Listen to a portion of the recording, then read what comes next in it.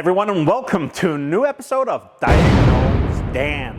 Today we are working on a 2014 Audi A5, and this car is completely unresponsive. The doors don't lock and unlock. When you open the door, the dash doesn't light up, the ignition doesn't turn on. This car is almost completely dead. Now, I've never diagnosed anything like it on this model, and I think it's gonna be a very, very interesting case. So let's diagnose it together.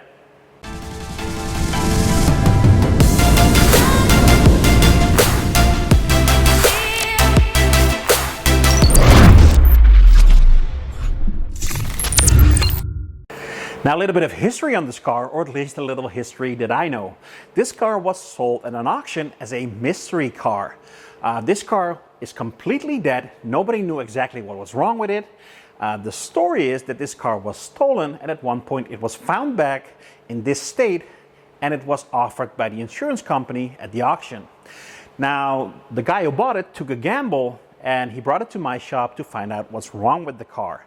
Now, I already took a look at this car, I diagnosed it, and I now know what's wrong with it.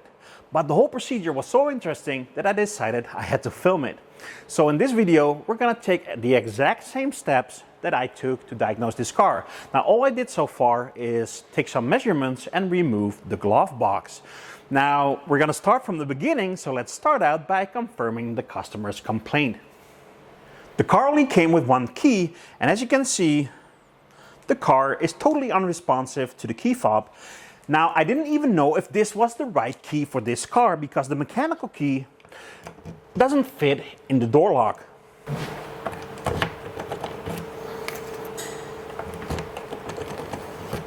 Now, normally on this model, when you open the door, you wake up the instrument cluster. But on this car, when you open and close the door, there is totally no response. The instrument cluster stays completely black. Now, when we go inside the car and try to turn on the ignition, there is totally no response. No response at all.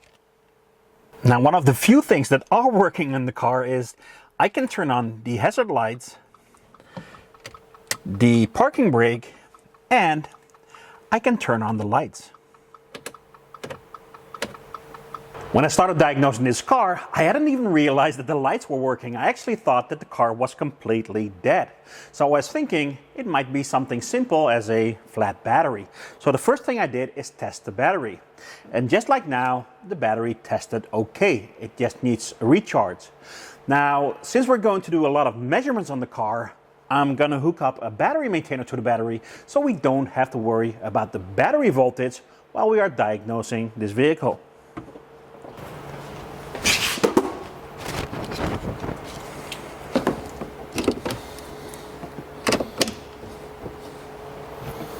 In the next step, we're going to hook up a scan tool and scan the car for fault codes.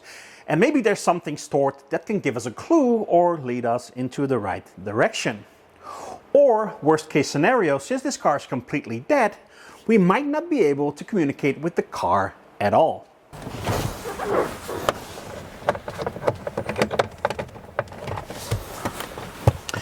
Now, as you can see, the VCI powers up. That means we've got at least powers and grounds at the DLC, which is a good thing. Now, in the next step, let's find out if we can also communicate with the vehicle.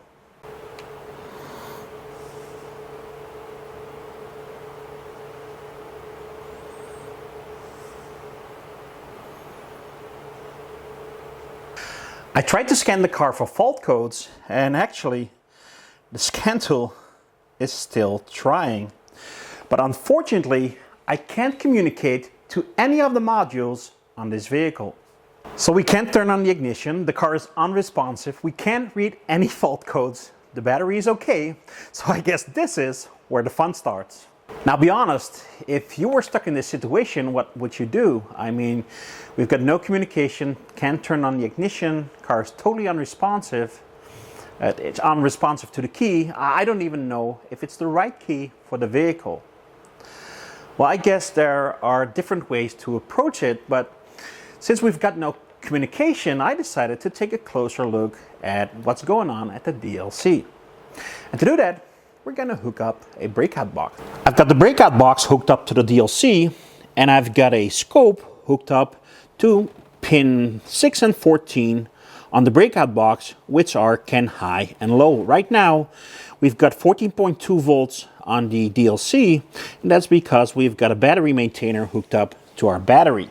Right now, on those pins, we've got nothing going on. We've got 0 volts. Now let's try to open a door and wake up the car. And right away, we see the voltage go from 0 to approximately 2.5 volts. Now, although the voltage raised, we've got no communication. Now let's do a little experiment. I've got the scan tool hooked up to the breakout box, and the breakout box is connected to the vehicle. So right now, the breakout box is connected in between the scan tool and the vehicle.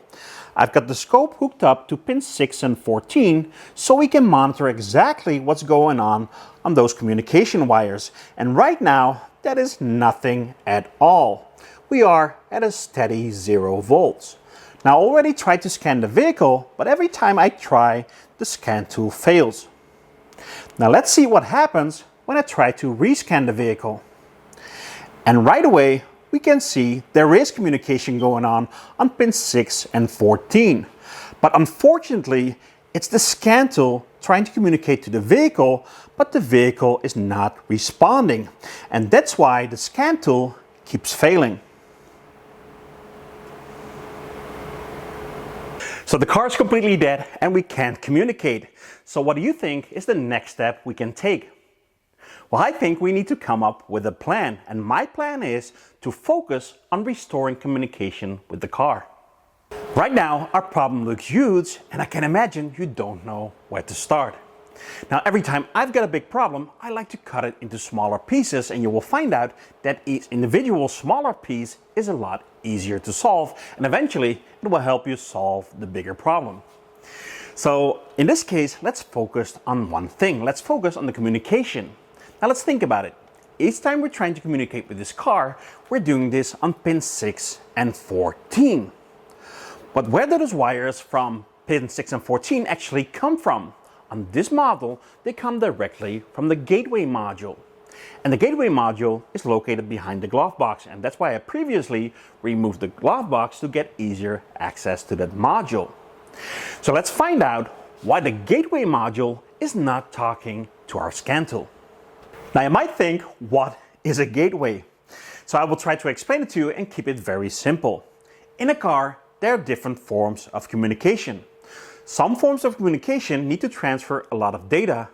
It needs to do it fast, and it needs to be built very robust because you don't want your car to shut down in the middle of the highway, and of course you want your ABS to work when you are in an emergency. Now, more robust, faster, and transferring more data normally equals more expensive. Now, other systems might not need to transfer data very fast or a lot of data, and when they shut down, it's an inconvenience, but at least you can continue your journey safely. Now, also, some forms of communication uses electrical pulses like CAN bus, but this car also has fiber optics, which uses pulses of light to communicate. Now the problem is, all these forms of communications can't talk to each other. So they all end up at the gateway, and the gateway acts as a translator. Now also, when we're trying to communicate to this car, we're communicating directly to the gateway. Now in this case, the gateway is not responding. So let's go to the gateway and find out what's going on. Located behind the glove box is our gateway module, and although this module performs a very important role, it doesn't look very impressive, does it? Now, in order to get access to this module, I had to remove the glove box, and I also removed the cover of the connector so we can do some measurements. Now here we can see all the orange communication wires going into the module, and 2 of those run directly to pins 6 and 14 in our OBD2 socket. Over here, we've got our fiber optic cables, and if you look closely, you can see pulses of light, which it uses to communicate. Now, just like any module, the gateway module needs powers and grounds in order to operate. So in the next step, we're gonna check those. And in order to do that, we don't need a fancy tool. All we need is a basic test light. I took a look at a wiring diagram, and this blue and red wire should be our power feed to this module, and right behind it is a brown wire, and that should be our ground. I'm using the breakout box to hook up to our test light. And first, I'm going to hook up our test light to pin 16, which is a power feed. So when I touch a ground, our test light should light up. So let's touch the brown wire. And as you can see, there is ground at our module. Now let's switch our test light to pin 5 on the breakout box, which is a ground. So when I touch a power feed, again, our test light should light up. So let's check the blue and red wire. And as you can see, there is power going to this module. Now there is one more power feed we need to check, and that's this black and white wire, which is our ignition feed. Now let's check it. And of course, it is missing, which makes sense because obviously we can't turn on our ignition. Now sometimes when you're stuck, you need to improvise. And right now, I think we can't communicate with this module because we're missing that ignition feed. So what I want to do is temporarily provide that ignition feed with a power, and hopefully this module comes back alive and we can communicate again. So I'm going to connect my probe to that black and white wire like so. And I'm going to hook up the other side to pin 16 on our breakout box, which is a power feed, and hopefully we can communicate with this module again. So this is our setup. We provided the gateway module, which is just around the corner, with a temporary power feed. We connected the breakout box to the car, and we connected the scan tool to the breakout box.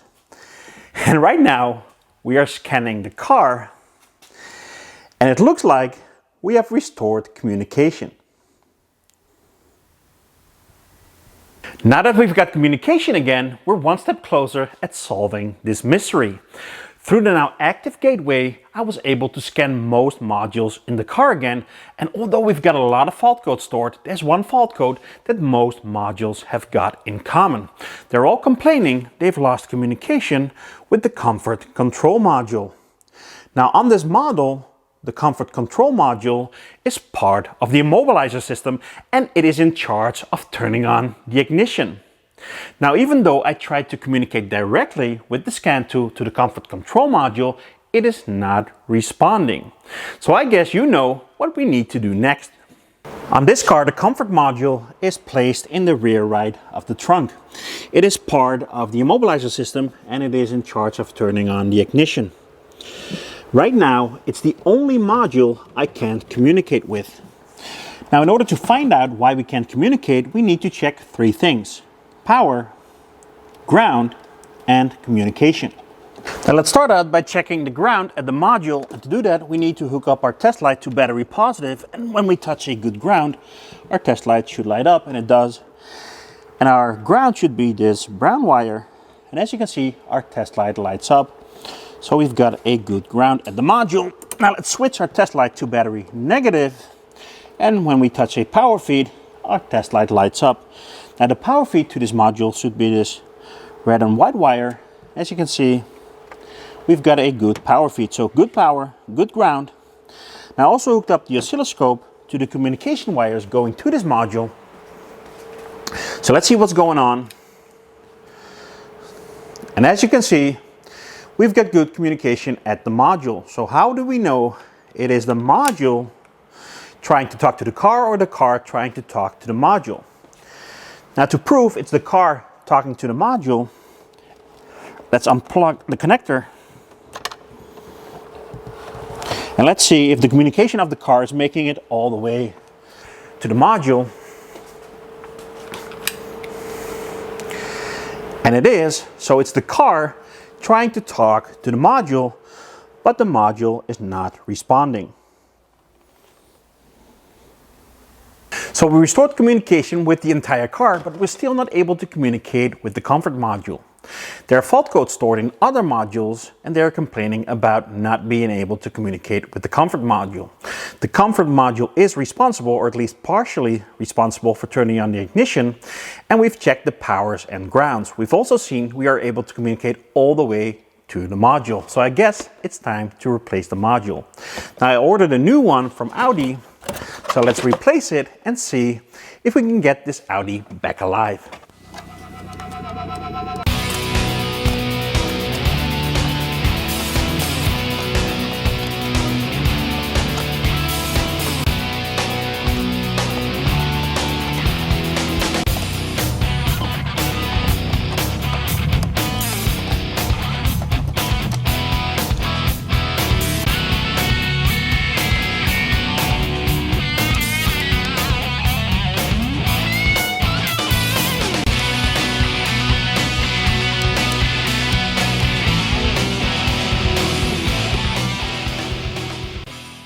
Now we've got the new module installed, and that's the old one. And the big question is, did this new module fix our Audi? Has the dead Audi come back alive? Now, as you can see, the power feed to the gateway module is no longer connected. So, moment of truth. And our dead Audi has come back to life. Now, I don't know about you guys, but I really enjoyed diagnosing this one. It was a challenging one, and I guess whoever tried to steal this Audi somehow tampered with the comfort module and somehow wrecked it. I guess we'll never really know. At least the customer is very happy that our dead Audi is back alive. I hope you enjoyed the video, and if you did, please subscribe to my channel. When you hit the little bell, you will get a notification each time I upload a new video. And always remember, Diagnosedan, fix it again. See you next time, guys.